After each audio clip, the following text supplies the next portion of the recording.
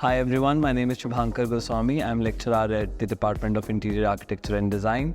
And I'm here to welcome back Navya to IIAD today. She is back with us again today, and I would like, Navya, for you to tell the people that what you do, and also please let us know why your design firm is called Navya and a Quarter. So that is something we all want to know. Sure.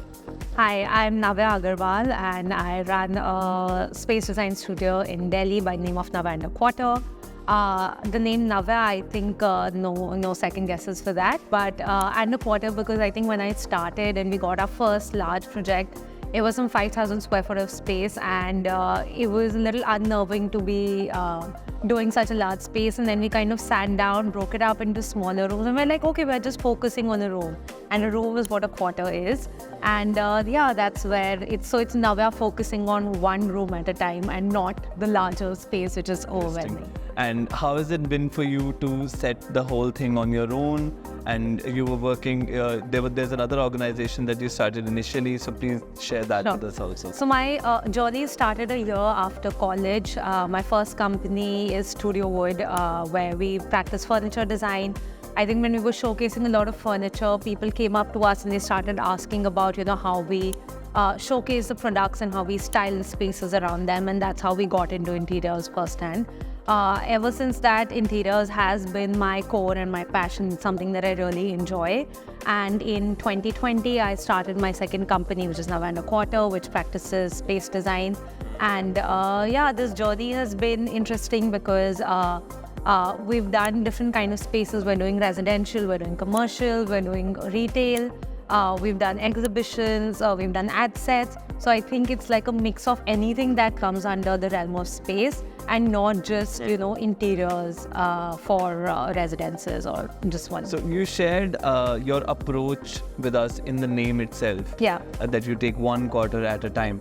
So what about, is there a core philosophy or a core ethic that runs this design process for you? So I think it's who I am really, which is that if I talk about houses, a home should be where you can put your feet up. That's my number one thing. And that kind of runs across in all spaces. So an office is an easy space because we all spend a lot of time there. Again, if you're going to a restaurant where you're so scared that if you topple off the glass, what's going to happen? So all spaces should have a very easy vibe. And when I talk about like homes, I say that we design holiday homes for your everyday life, because that's how life should be. You should always feel like you're on a vacation. The relevance of styling, other than design, interior design, what is the relevance of styling in today's industry? So we all often document our projects because as a designer, that's the only thing that you kind of take away at the end of the day. And it's important how you document it, because that sets the narrative. So whether you're showcasing that as a part of your portfolio or it's going in for features, that storytelling is what comes across in pictures, and that's where styling becomes essential. A place that is minimally styled and in the same place, if it's styled with a lot of pieces, they both have a very different. They feel very different. They look very different. So it's all about how you want to tell the story of the space, and that's where it comes in. Photography also, helps you highlight a lot of design details that you may have worked upon. It helps you highlight, some specific accent pieces. It talks about the colors and the material. So I think that's what photography really adds to the project, and styling becomes an essential part of the photography. How was the response from the students today with the workshop that you ran? So it was great. I think the first thing that we did was we did a presentation, and it was super interactive, and that's how I like it, because that's how you know the kids are engaged. Yeah. Post that, we did a little workshop where everyone gotten different pieces from their homes, and we decided to style a table for a seafood restaurant. So we saw like a lot of interesting forms, a lot of interesting textures, and I think that's how we kind of built the name. How would you recommend the students? How can they find themselves, like you said that I found myself, and then that's what I'm trying to do with the Navya and Quarter. So how do they find themselves? Any tips? Any easy tips for them? Easy, I don't know, but yeah, I think I think it's about just doing work in design. I don't think I would limit this to interiors. You know, whether you're enjoying graphics, whether you're enjoying styling, you're enjoying photography, I think it's important that you kind of just keep experimenting with these different types. And soon you'll find a voice, what really draws you, or, you know, the spaces that you enjoy doing the most. And I think that would lead to finding yourself in. Were there a lot of experiments that you did initially when you started as a designer? Yes, yeah, I mean, one is that I think initially, as we all do, we kind of take in whatever comes your way. And I think through that, you kind of navigate. Like, I mean, there are things that you also realize that you don't want to do. You know, we did a lot of events and exhibitions and I realized that I cannot manage last minute stress. So that's something that I was like, okay, that's not my cup of tea. And in the process that I found, like, you know, like doing ad sets was something very unique and different.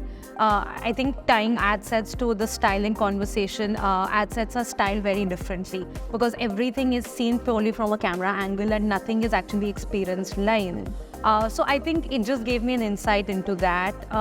So yeah, the thing is like just keep experimenting and again, design is not really, it's not a closed circle, right? Like In the process of finding your own voice, were the decisions based on your instincts, or was there any other form of information that you were accessing or consuming in the course? I think it's mostly based on instinct, but that's something that comes with time. I think initially you, like I mentioned, you just take on everything that comes your way.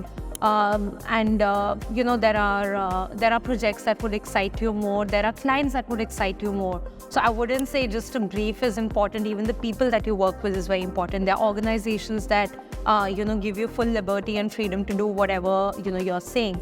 So I think that just helps you grow more as a designer instead of just being focused on one aspect of the overall process of design. Our students a lot of times have this question that they wanna whether they should go and do job with another designer under them and train under them, or they have this instinct to start their business immediately after college.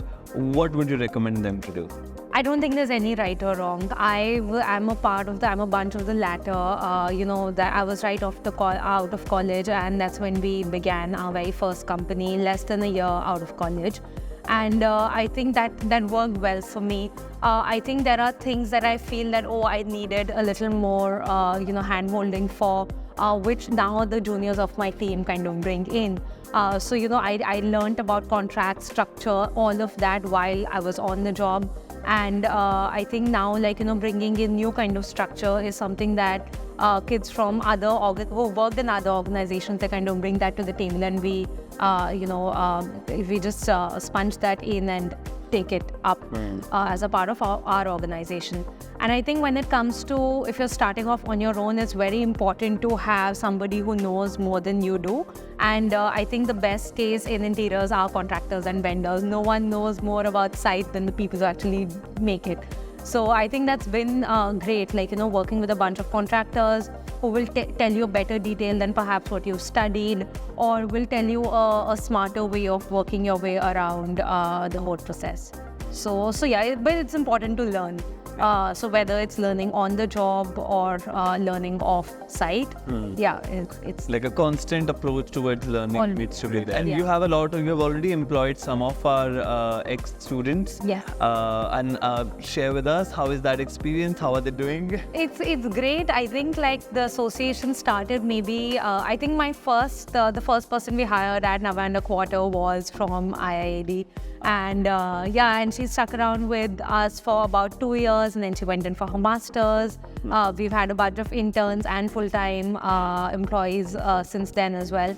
I think what I love about them is their approach, because I think it's very multifaceted. It's not just focused on drawings or just sketching or just detailing design. I think it's you know, they take on photography, they take on social media, they will work on BOQs. So I think I like that approach, which you know, is a part of the curriculum here. But thank you so much for being here with us at IIAD again, and we look forward to seeing you again. Absolutely. I'll be here.